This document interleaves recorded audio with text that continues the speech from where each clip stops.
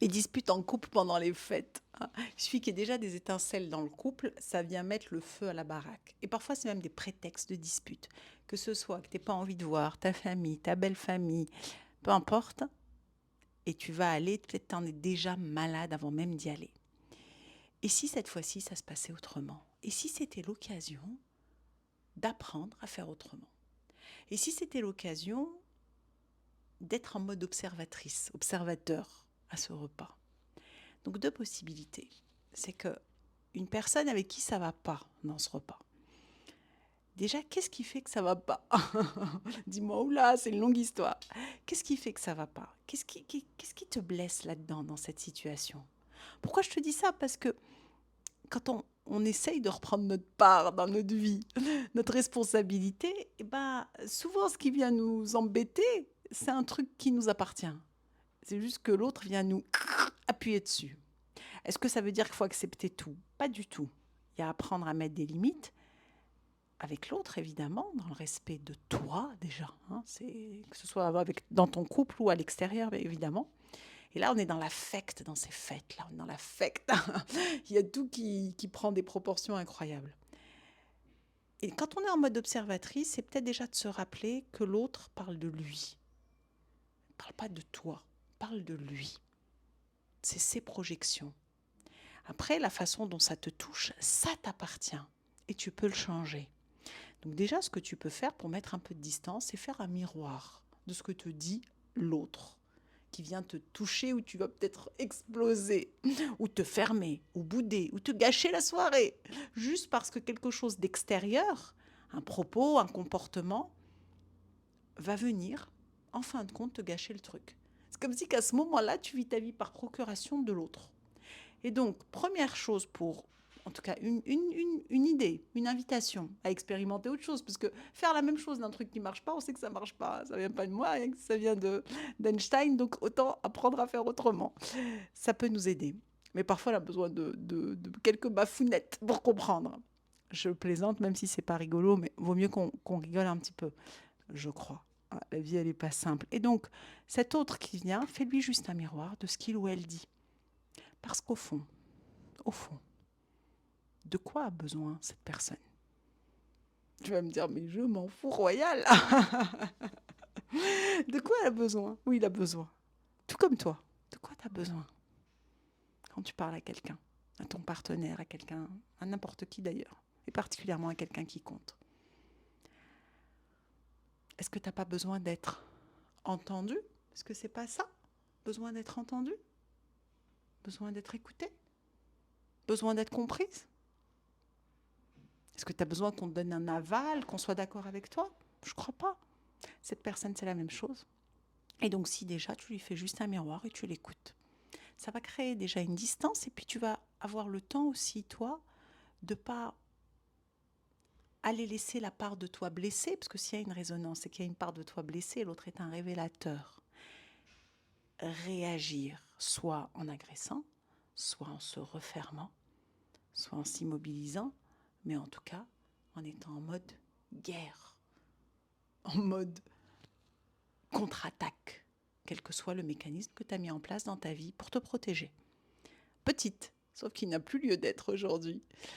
Et donc ça, c'est déjà la première chose. Maintenant, si c'est dans le couple, revenons au couple. Et si c'était une occasion, c'est faite, justement, d'aller crever les abcès et d'oser se parler.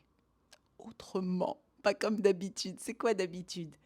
Tu pourrais faire quelque chose, tu n'as pas dit, tu n'as pas pris ma défense, tu dis rien, tu.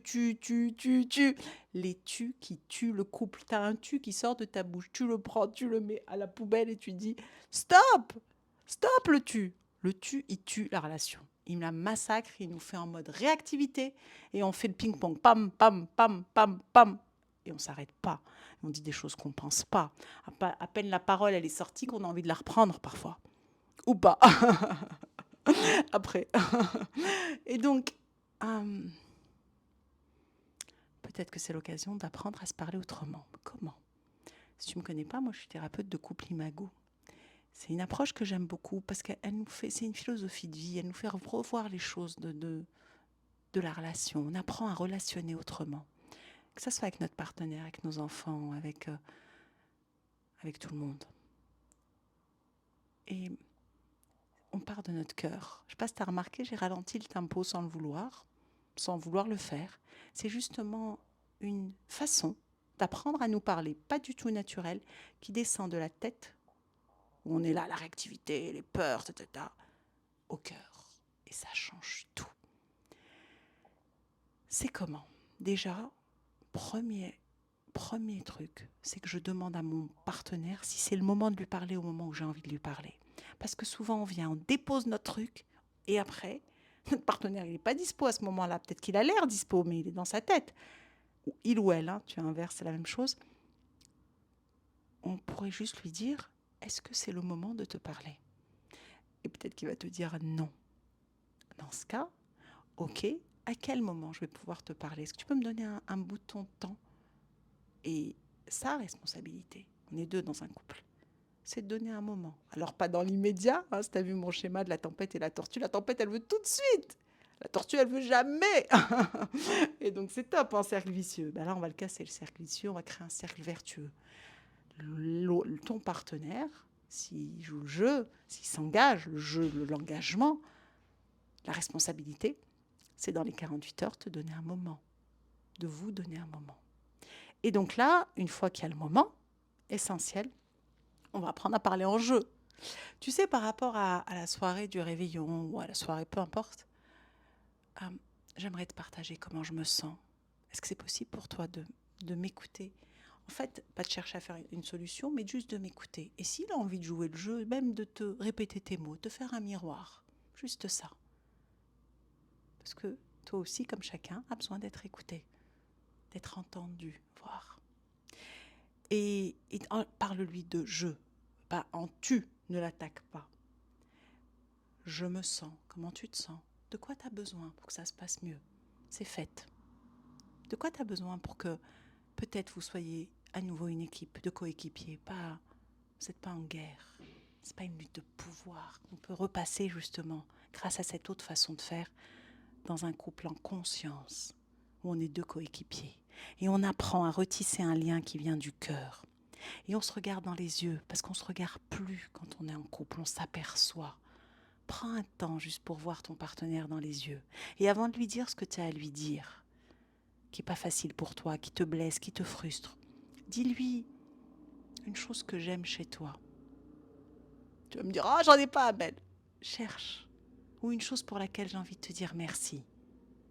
J'ai pas envie de lui dire merci. Bon, si t'en es à ce point, j'ai envie de te dire, t'es pas un arbre, bouge. Mais là, on est il y a encore de l'amour, on a envie.